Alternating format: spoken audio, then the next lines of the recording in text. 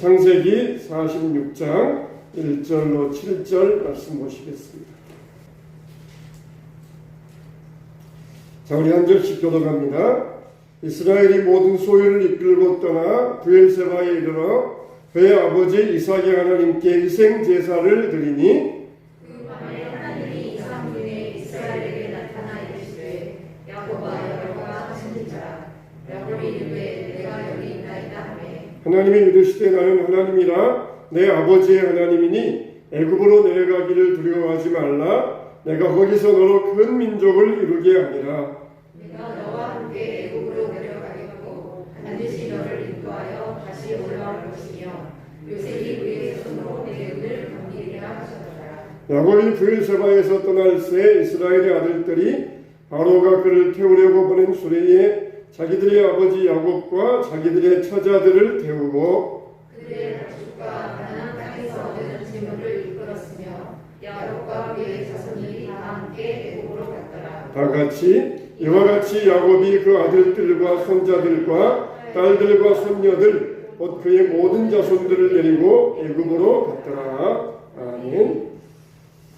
자, 오늘 말씀의 제목은 평강의 약속입니다. 평강의 약속.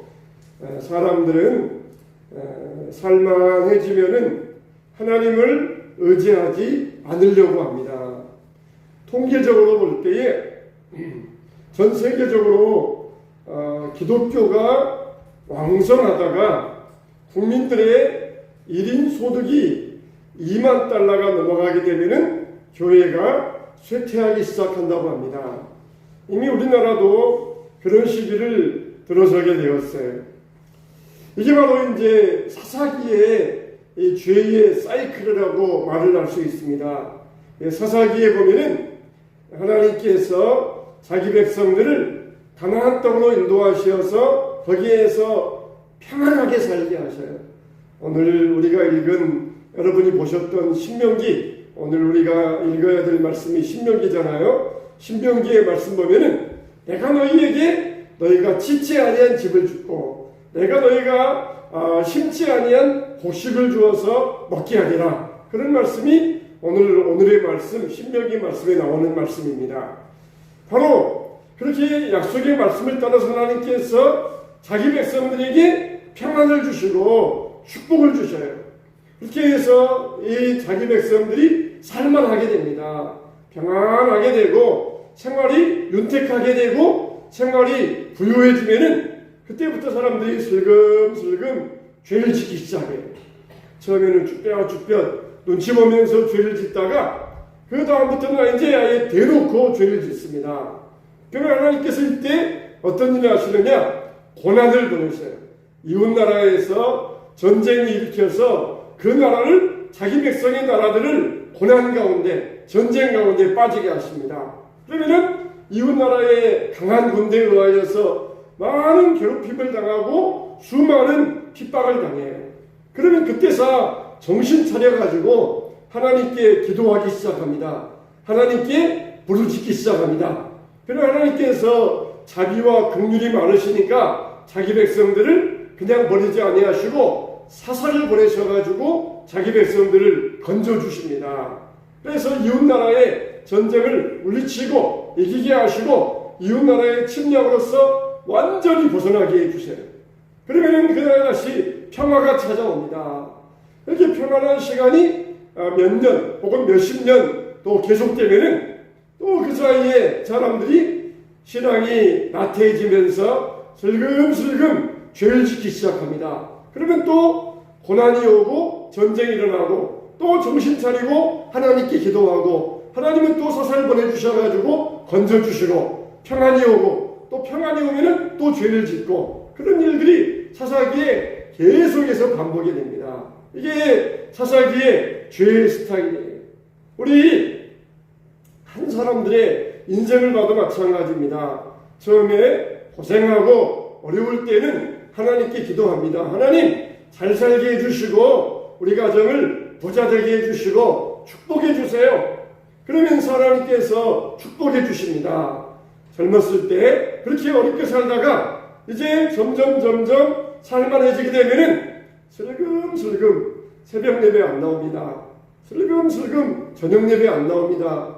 슬금슬금 교회 안 나오고 예배 생활을 뜸합니다. 그냥 명맥상으로만 그냥 주일 예배 한 번만 슬금슬금 나왔다가 그리고는 보이지 않기 시작합니다.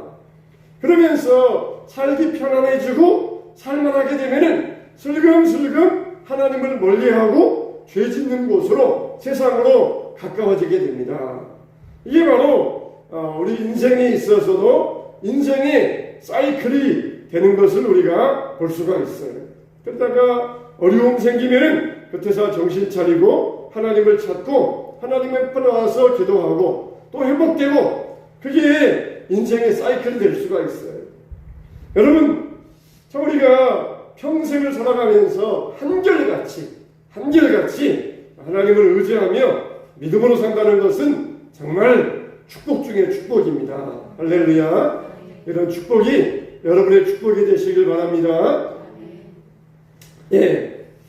자, 이렇게 참 우리가 하나님을 여전히 의지하면서 좀 한결같이 하나님을 믿으면서 살아간다는 것, 이게 정말 축복 중에 축복이에요.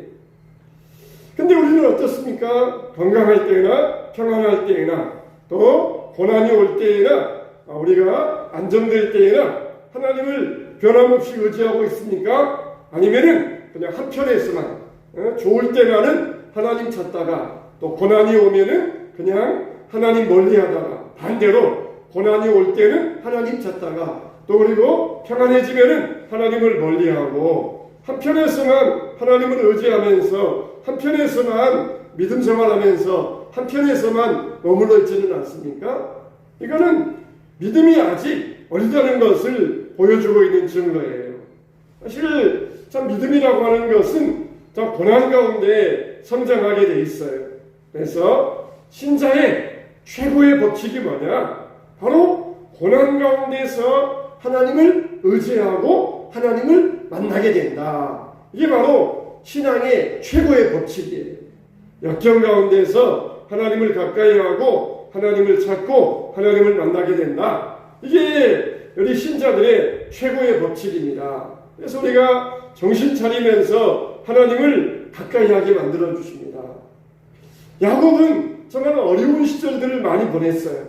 힘들고 어려울 때 그 고난의 시간들을 많이 보냈습니다.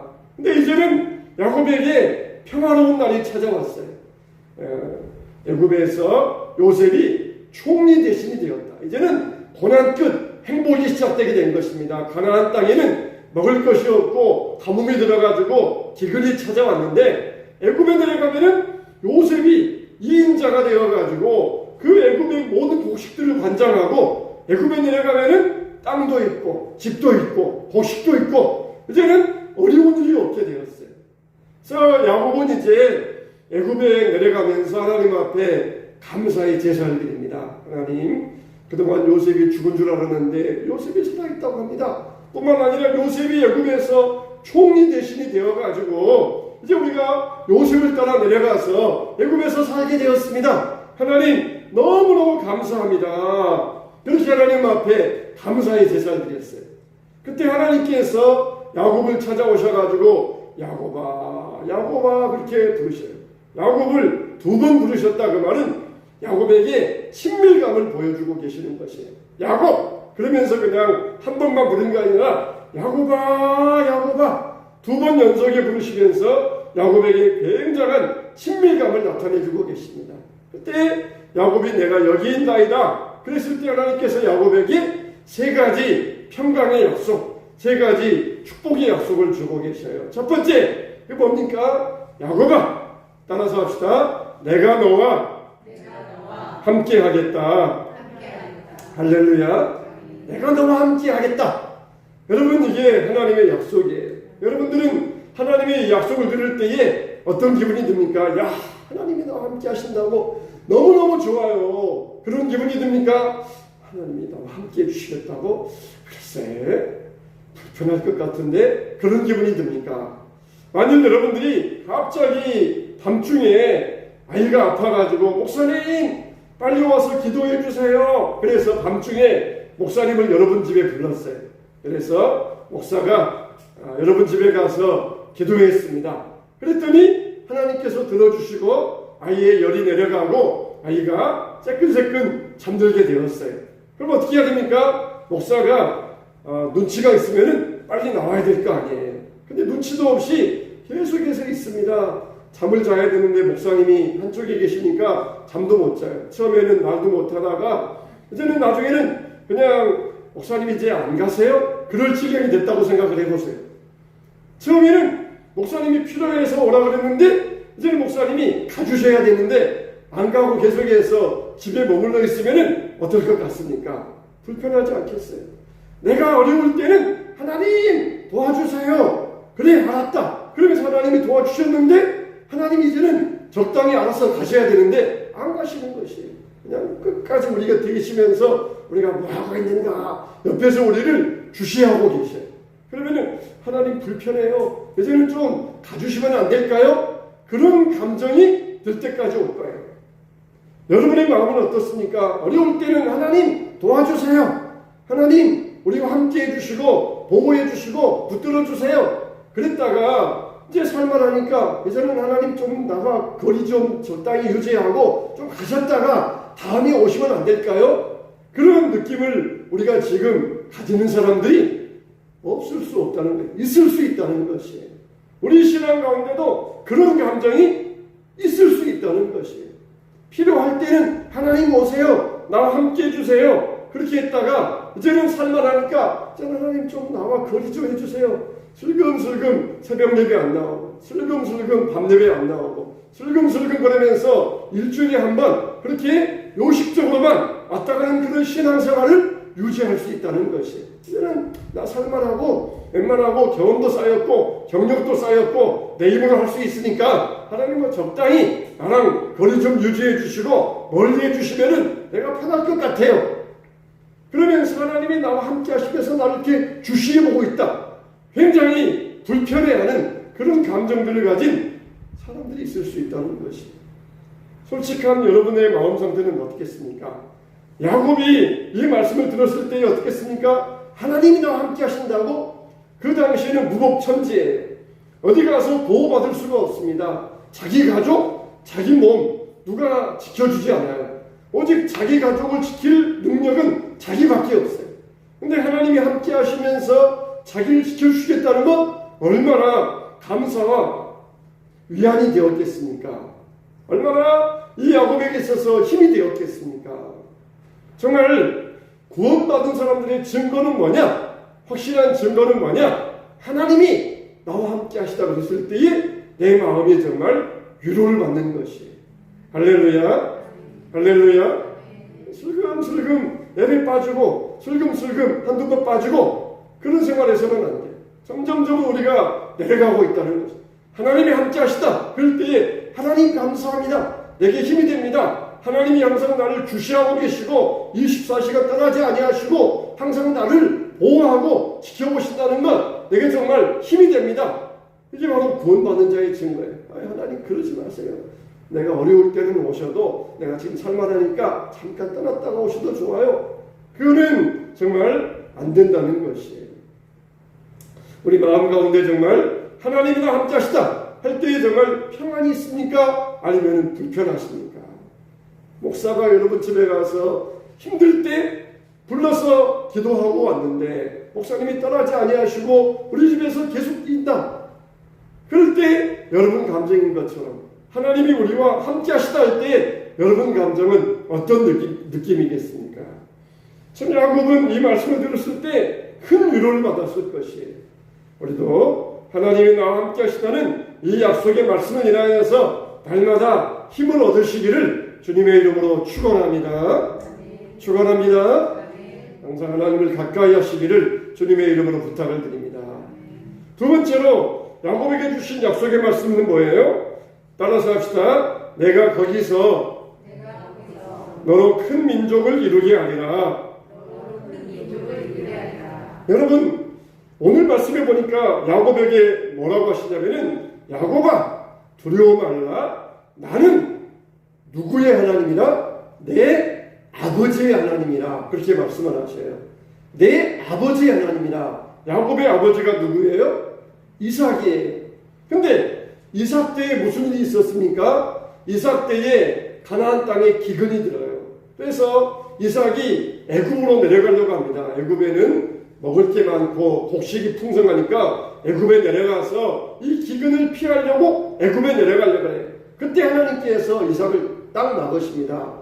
내려가지 말라. 이 약속의 땅에서 머물고 여기에서 견디면은 내가 너에게 좋은 날을 줄 것이다. 그러면서 이삭을 못 내려가게 하셔요. 근데 야곱이 그걸 알잖아요. 자기 아버지 때에는 아버지 이삭에게 애굽에 내려가지 말아라. 거기는 죄악의 소굴이다. 거기 가면은 세상에 물들고 거기 가면은 세상을 따라가게 될 것이다. 애굽에 못 내려가게.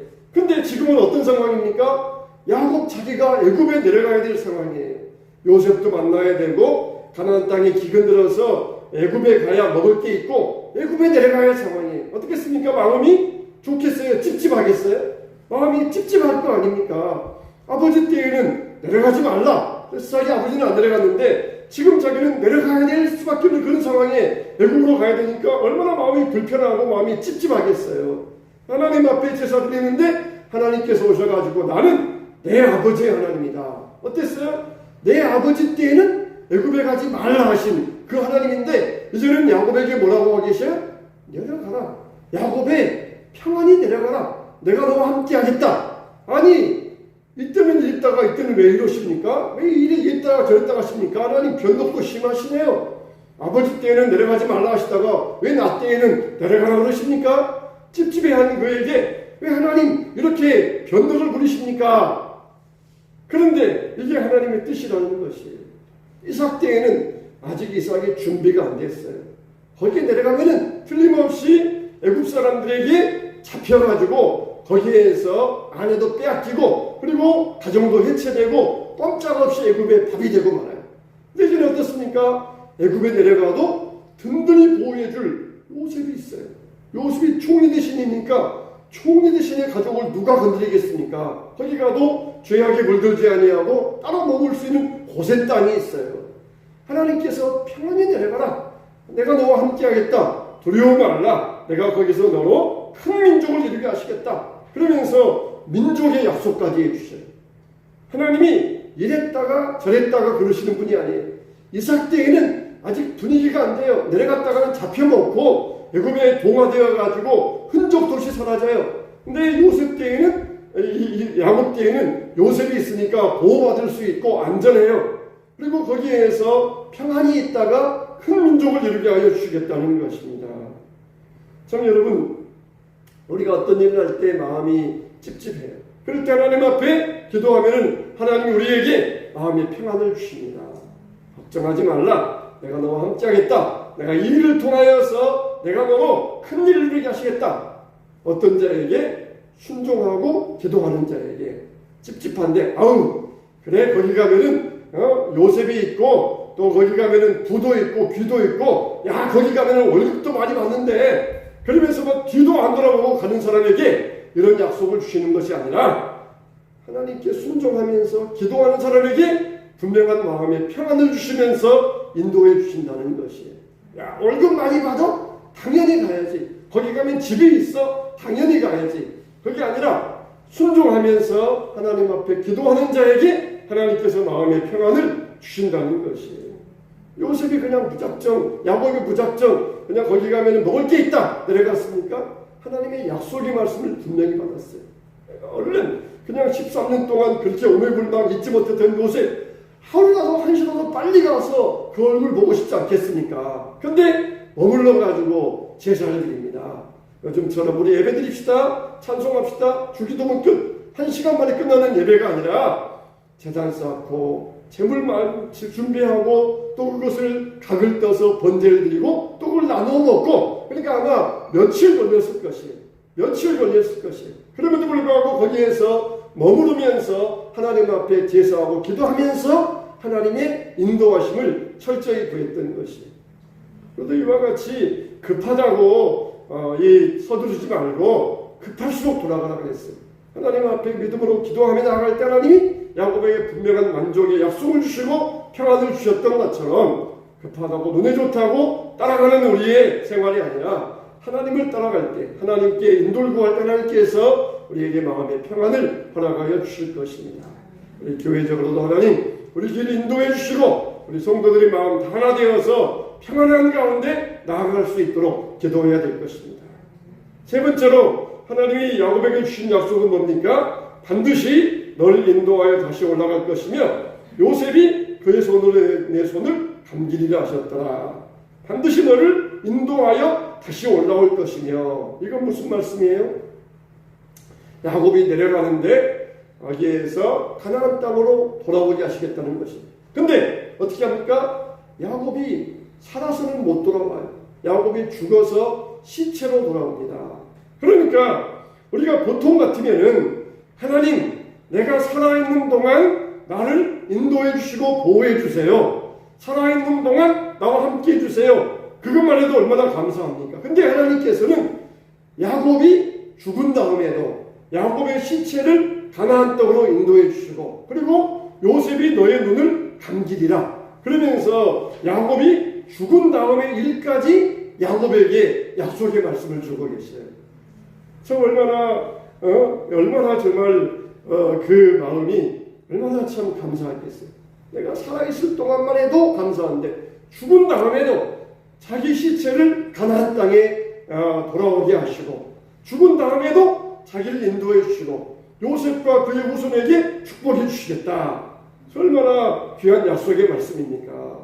하나님은 우리의 삶의 길에 동반자 되시지만은 죽음의 길에도 우리의 동반자가 되시고 인도자가 되신다는 사실이에요.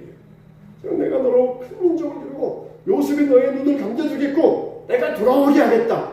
돌아오게 하겠다.